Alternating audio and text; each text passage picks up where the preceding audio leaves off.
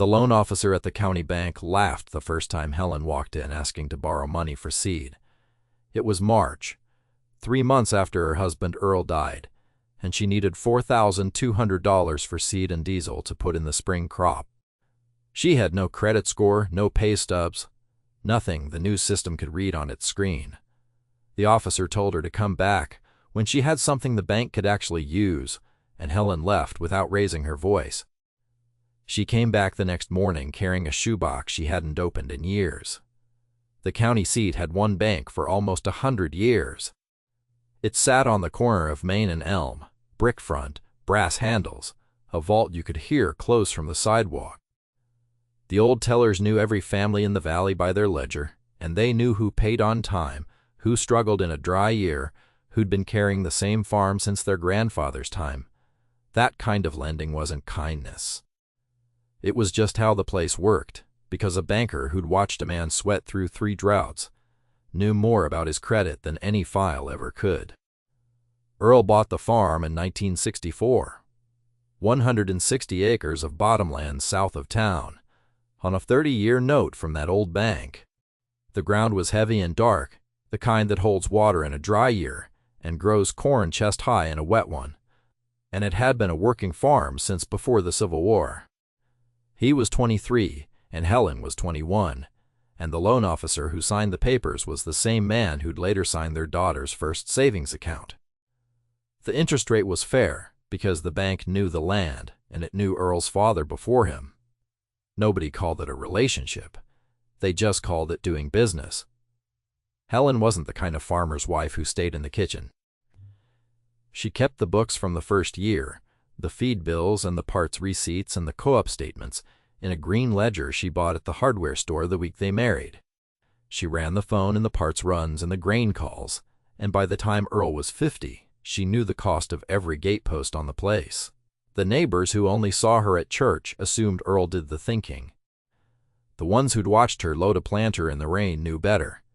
Earl never trusted debt the way the younger farmers did. When the harvest came, in good he paid extra on the principal, and when it came in thin, he paid what he owed, and nothing more, and he didn't sleep much those winters. Helen used to tell people he'd rather go hungry than owe a man longer than he had to. She meant it as a small complaint. It was also the truest thing she ever said about him. The 80s nearly took the farm the way they took a lot of farms. Land values crashed, interest rates climbed, and the men who'd borrowed heavy in the 70s went under by the busload. The county lost a dozen operations in 2 years, and the auction barn ran overtime selling off ground that had been in families for generations. 2 of Earl's closest neighbors lost their places, and one of them, a man named Walt who'd bought the same year Earl did, drove his truck into a ditch the night the bank took the deed. Earl went to the auction and bought Walt's disc for $80, because somebody had to, and because he couldn't stand to see good steel go to scrap. He didn't borrow through any of it. Just fixed the old equipment, skipped the new truck, and let the neighbors laugh at the mower. He kept welding back together. He kept the land, because he never betted on anything, and he paid the note down on the same schedule. He always had, check by check, year by year. For 30 years the checks went out, and for 30 years the bank mailed the canceled ones back. Every check came stamped and dated and punched through, so it couldn't be cashed again, proof that the money had moved and the payment had cleared through the system. Earl didn't throw them away. He filed them in a shoebox on the top shelf of the bedroom closet, ordered by year, the oldest ones in the back. Helen asked him once why he kept them after the loan was done, and he said, "You don't throw away proof." She thought he was being stubborn. He was being something else. The last check cleared in 1994, 3 years early, stamped, paid in full. Earl walked the farm that afternoon like a man who'd set down a weight he'd been carrying since he was a boy. He never took out another loan, not for the tractor, not for the roof, not for the hospital bills when they came. He paid cash, or he did without, and most of the time he did without. He died in January, on a Tuesday, in the chair by the wood stove. Helen found him in the morning when she brought his coffee. The funeral took what cash they had, and the hospital took the rest. and by March she was sitting at the kitchen table with the seed catalog and an empty checking account. The farm was paid for and the ground was ready, but she couldn't afford to put anything in it. She could run the place. She'd been running half of it for 40 years, the books, the parts, runs, the phone calls to the co-op. What she couldn't do was write a check for $4,200 worth of seed and diesel. That was the number she needed to put in the spring crop, and the only place in the county that would lend it was the bank on the corner. The bank on the corner had changed. 2 years earlier, the old local bank got bought out by a regional chain out of the city. The brass handle stayed, but the tellers who'd known the valley thinned out, and the new loan officer was a man in his mid-30s, transferred in from a branch 3 counties away. He didn't know the land or the families. He knew the screen in front of him, and the screen only knew what the system told it. Helen dressed clean that Tuesday morning, wrote the loan request out in her own hand on a yellow legal pad, and drove into town. She parked in the same spot Earl always used, by the side door, and she walked in the way a woman walks who expects to be treated the way she's always been treated. She didn't know yet that the place she'd walked into wasn't really her bank anymore. The shoebox stayed on the closet shelf where Earl had put it. Helen hadn't opened it since the day he filed the last check, and she didn't think about it that morning. She was thinking about seed and about how she'd explain to a stranger what her husband had spent a lifetime building. The loan officer's name was Kevin, and he didn't stand when Helen sat down. He had a monitor, a keyboard, and a paper cup of coffee that had gone cold, and he was already typing something that wasn't about her. The desk between them was clean, in the way a desk is clean when nobody uses it for paper anymore. She set the yellow legal pad on the desk between them, the number 4200 written at the top in her careful hand, and she waited for him to finish the sentence he was on. Kevin read the pad the way a man reads a receipt he's already decided is wrong. He asked her name, then her social security number, then how long she'd been at her current address, and she told him since 1964, which made him look up for the first time. He looked at her the way you look at a clock that's wrong, then turned back to the screen and started asking the questions the system needed. He asked whether she had a credit score, and she said she didn't think so. When he asked about a credit card, a car loan, a mortgage in her own name, she said no, that her husband had handled the borrowing and they'd finished with all of that 30 years ago. The typing went on longer than it should have, and the look on his face settled into something between confusion and impatience. Then he asked whether she'd ever been an authorized user on any account, whether there was any active line anywhere with her name on it. She said no, again, the way she'd have said it about the weather, because to her it was just a fact about a life she'd lived. He asked for pay stubs, and she said she didn't draw a wage, that the farm was her income and her expense at the same time. When he asked for tax returns showing farm profit, she said Earl always filed, but the income looked small on paper because they lived on what they grew and sold, only what they didn't need. Kevin scrolled through something on his screen and asked for 2 years of returns, then 3, then stopped asking because the answers were all going the same direction.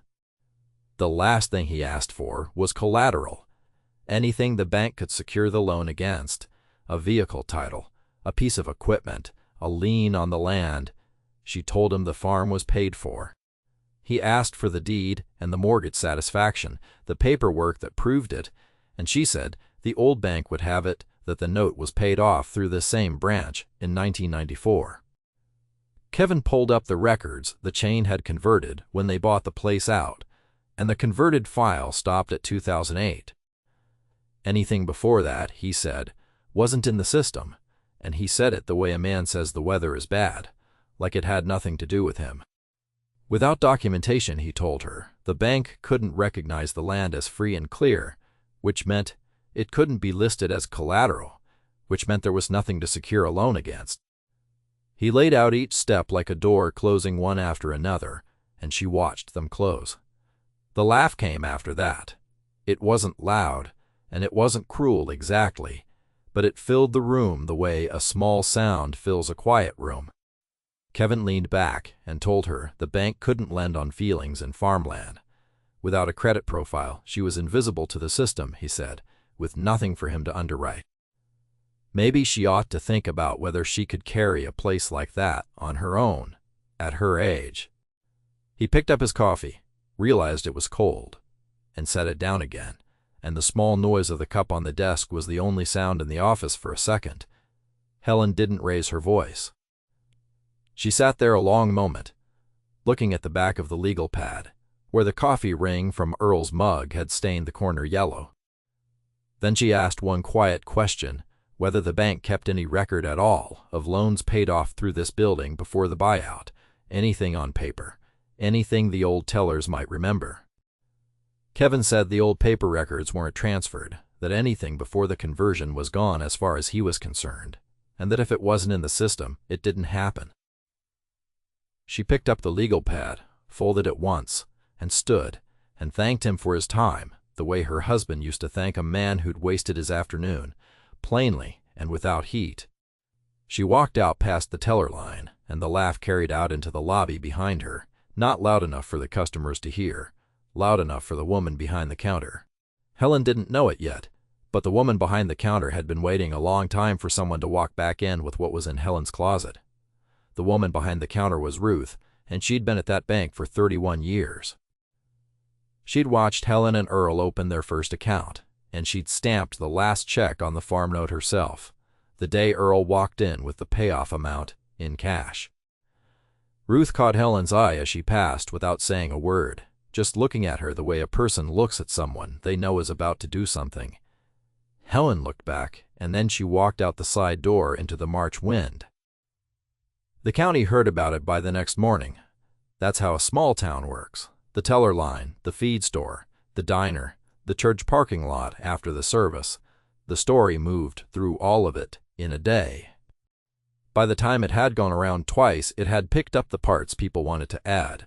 Helen got laughed out of the bank, couldn't prove she owned her own farm, and ought to sell before the place ate her alive. Most of the talk wasn't mean. It was the comfortable kind of talk a small town uses to settle a question it has already decided. Dale Harper said it plain at the diner, leaning over his coffee with his hat on the stool beside him, that maybe the bank was right, and a widow her age couldn't carry 1/60 acres alone. Maybe it was time she listened to somebody who'd looked at the numbers. He said it the way a man gives you advice you didn't ask for, certain and warm, and a couple of the other farmers nodded along with him. One of them, a man who'd sold his own ground to the chain dairy the year before, said he'd heard the bank couldn't even find her deed, which wasn't what had happened but was close enough to feel true. Helen wasn't at the diner to hear it. She was at home, going through Earl's closet. The day before, she'd come back from the bank and sat at the kitchen table for an hour without moving. Then she'd gotten up and walked down the hall like a woman who'd remembered something she'd forgotten for 30 years. The hospital bills, the funeral, the empty account, all of it had pushed everything else out of her head. Now the one question Kevin couldn't answer had brought it back. Earl kept everything in that closet. The old ledgers, the warranty cards for equipment that hadn't run in 20 years, the deed to the farm in a metal box on the top shelf, and behind the metal box, the shoebox. It was a plain cardboard shoebox, the kind work, boots come in, and Earl had written farm across the lid in black marker, and underneath it, the years 1964 to 1994. The box was heavier than she remembered, and the cardboard had gone soft at the corners from 30 years of dry air. When she set it on the bedroom floor, it landed with the soft thud of paper stacked tight. She took the lid off and sat on the bedroom floor with the box in her lap. The checks were stacked inside, oldest in the back, newest in the front, ordered the way he'd put them away. She pulled the first one off the top of the stack and turned it over, and it was stamped, dated, punched through so it couldn't move again, and across the back it read, "Paid in full in 1994. She worked backward through the stack. The checks got older as she went, the amounts smaller in the thin years and bigger in the good ones, the handwriting on the stubs, all Earl's. He'd written little notes in the margins, the things he didn't want to forget, things like good corn, dry July, paid extra. The paper trail wasn't just money. It was 30 years of a man's life on a piece of ground, written out check by check, stamped by the bank and mailed back to him. He'd kept everyone because he said you don't throw away proof. By the time she reached the back of the box, she was sitting on the floor of the bedroom with checks spread out across the carpet, and she understood what she was holding. The farm wasn't collateral for a loan. It was paid for and had been for 30 years, and the only reason she was asking the bank for $4,200 was that the hospital had taken the cash. Kevin had called it invisible. Earl had called it done, and he'd kept the proof in a shoebox on the top shelf, waiting for the day someone asked. She thought about the laugh in the lobby, and about Dale at the diner, and about the way a whole county could decide a woman's life was worth nothing because a screen couldn't read it. Then she thought about Earl, and about the way he'd have looked at Kevin, and she almost smiled. She put the checks back in order, the way Earl had kept them, and she closed the lid, and she sat there a while longer. The house was quiet the way a house gets quiet when the person who filled it is gone. And for the first time since January, the quiet didn't feel like something missing. Then she stood up, brushed off her knees, and set the shoebox on the bed. There'd be no arguing with Dale Harper at the diner, and no explaining herself to the county. She was going to drive back into town in the morning, set the box on Kevin's desk, and let the paper do the talking.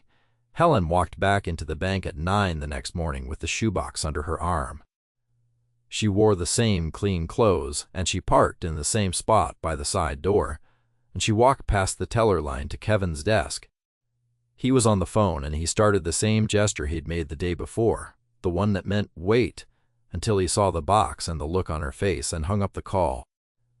She set the shoebox on his desk in front of the keyboard, and she told him to start at the top. Kevin looked at the box, at the word arm written across the lid in Earl's black marker, and he lifted the cover. The stack inside was thick, the oldest checks yellowed at the edges, the front ones still crisp, every one of them stamped and punched and dated. He pulled the first one off the stack and turned it over and read the back, and his face did something it hadn't done the day before, which was slow down. Helen sat down across from him and started at the beginning. She told him the original loan was from 1964, a 30-year note on 160 acres, signed at this same bank by a man named Helen, who'd worked the counter for 40 years. Earl had paid it down on schedule for 27 years, and paid it off 3 years early, she said. And she pointed at the check on top of the stack, the one stamped, paid in full. That was the last one, and everything behind it was everything that came before. Kevin went quiet. He wasn't laughing, just turning checks over, reading the stamps, checking the dates and the signatures, and the bank punches that proved each one had cleared. The stamps were from the old local bank, the one the chain had bought out, and some of them were faded, but the dates were legible, and the amounts matched, and the paper was real. He spread a half-dozen checks across the desk in a row, the way a man lays out a hand of cards he doesn't trust. The dates ran backward from 1994 to 1993 to 1991. The stamps were all the same branch, and the signatures were all the same hand. Helen walked him through it, the way you'd walk someone through a fence line. She showed him the small checks from the thin years, when the corn came up short, and Earl paid what he could. The bigger ones came from the good years, when he'd paid extra on the principal, because he couldn't stand carrying the debt a day longer than he had to.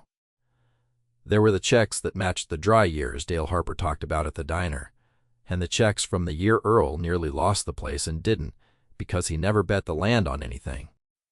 One check from 1983 caught her finger, the year 2 of their neighbors went under, and the amount on it was small because there was nothing to spare, but the stamp was there, and the payment had cleared. She told Kevin that check was from the year Earl bought Walt's disc for $80 at the auction, paid for in cash, and that the disc was still bolted to the toolbar in the machine shed. She told Kevin the farm wasn't collateral. It was paid for, and the proof was sitting on his desk in a shoebox, and it had been sitting in her closet for 30 years because her husband didn't throw away proof. The only thing she needed was $4,200 for seed, she said. and the only reason she was asking was that the hospital had taken the cash. She would pay it back at harvest by check, the same way Earl had always paid everything. Kevin called Ruth over from the teller line. Ruth came around the counter, looked at the box, and picked up one of the old checks without saying anything, then turned it over, ran her thumb across the stamp, and set it back down. When she looked at Kevin, she told him the stamps were from this branch. She remembered Earl's name, and she remembered the day he walked in with the payoff in cash, because she was the one who stamped the last check herself. In 1994, the year before the chain bought them out. The old paper records hadn't been transferred because the chain didn't want them, she said, but the records had never been the proof. The proof was the checks, and the checks had been in Helen's closet the whole time. The room shifted. Kevin stopped talking about credit profiles and started talking about a secured line of credit against free and clear land. It was a different conversation than the one he'd had the day before, and the numbers on his screen were suddenly working in Helen's favor. She listened to him finish, and then she told him she didn't need a line of credit. She needed $4,200 for seed and diesel, and she'd bring the repayment check back at harvest. She'd like it in writing that the farm was hers, free and clear, because her husband had already proved that once, and she shouldn't have to prove it again. Kevin wrote the loan. He wrote it carefully, the way a man writes something he knows he's going to be asked about later. He initialed the collateral field to show the land was free and clear of any lien, supported by the canceled checks in the file. Ruth notarized the paperwork and dated it and slid it across the counter without a word, because Ruth had never needed many words. The check for $4,200 cleared Helen's new account by noon. She drove home with the shoebox on the seat beside her, the same way she'd driven it into town that morning. And now the box was closed, the lid was on, and the checks were back in order. Helen put in the spring crop that year. She bought the seed and the diesel, ran the planter herself with one hand hired on for the heavy days, and she brought the repayment check back to the bank in October, the way she'd told Kevin she would. Ruth stamped it, canceled, and handed it back to her across the counter, and Helen took it home and filed it in the shoebox with the rest of them. The town stopped saying she couldn't carry the place. It didn't happen all at once. A few of the farmers at the diner came around first, the ones who'd heard the second half of the story from Ruth. The rest of them drifted over the way a town does when it realizes it picked the wrong side of a thing. Quote, Dale Harper was the last to come around, and he did it the way Dale did everything, which was quietly and without admitting he'd been wrong. He brought Helen a bucket of feeder calves that cost that fall and told her Earl would have liked the breeding on them, and that was as close to an apology as a Harper got. By the next spring, nobody at the diner remembered laughing, and nobody mentioned the loan officer's name when Helen walked in for coffee. Kevin stayed at the branch another year and a half before the chain moved him to a county farther east. The day he left, Ruth told Helen about it over the counter, quietly, the way the old bank used to tell people things. Helen nodded once and paid for her rolls and went home. She didn't hold the laugh against him. She held it the way Earl would have held it, as a thing that proved why you keep your proof in a shoebox on the top shelf. The canceled checks went back in the box, in order, the oldest one yellowed at the edges, the lid closed, and the box ready on the shelf. If you believe the best records aren't the ones a computer keeps, subscribe to Rust and Roots for more stories from the backroads, where the proof is in the paper and the work outlasts the hands that did it.